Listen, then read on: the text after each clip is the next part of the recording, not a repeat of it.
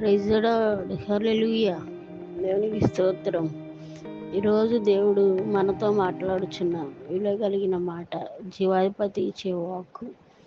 నక్కలకు బొరియలుండెను, ఆకాశ పక్షులకు గుండెను, మనుష్య కుమారుడు తలవాల్చుకొనుటకు స్థలము లేదు. అంటే ప్రపంచ మానవాళి కోసం, పశువుల కోసం, పక్షుల కోసం, జలరాశులు, జీవరాశుల కోసం, జంతువుల కోసం, అన్నిటి కోసం స్థలాన్ని సిద్ధపరిచాడు దేవుడు. అన్నిటికీ స్థలం ఉంది, కానీ మనిషి కుమారుడు జన్మించడానికి స్థలము లేక సత్రములో, పశువుల శాలలో, పశువుల తొట్టిలో జన్మించడం జరిగింది. ఆయన పుట్టుక కూడా నిజంగా అందరినీ అందనంత ఎత్తులో ఎక్కించాలి అని ఆయన కోరిక ఉంది, ఆశ ఉన్నది. కానీ తనను మాత్రం తనను తాను తగ్గించుకొని పుట్టుకలో కూడా దీనత్వాన్ని చూపించినది మనకి రియల్గా తెలుస్తూ ఉంది.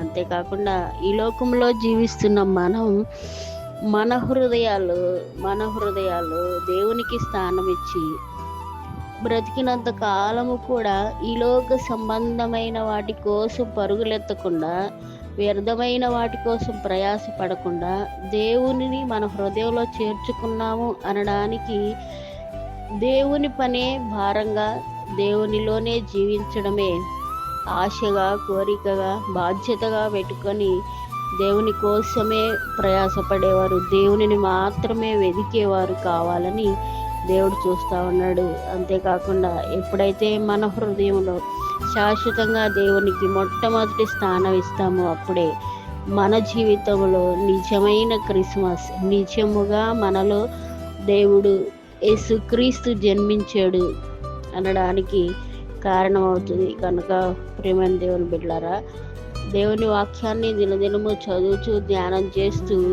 మనము ఆయన నీతిని, రాజ్యాన్ని వెదికే వారముగా, పైనున్న వాటినే వెతుకుతూ ఆత్మీయ మేలుతో నింపబడాలని, దీవించబడాలని, ఆశీర్వదించబడాలని, ఇప్పుడు పరలోకములో ఆయన కుడిపార్శ్వం ఎదుట మనం ఆయన రొమ్మను ఆనుకొని కూర్చోవాలని ఆయన ఆశ ఉన్నది. కనుక ఆశ కలిగి ఆయన మన కోసం ఎదురు చూస్తూ ఉన్నాడు. కనుక మనం అందరము కూడా దేవుని చిత్తానికి లోబడి మన హృదయాల్లో దేవునికి స్థానం ఇచ్చి నిజమైన క్రిస్మస్ జరుపుకుందాం, దైవ దీవెన పొందుకుందాం. అటువంటి కృప దేవుడు మనందరికీ దయచేయను గాక. ఆమేన్.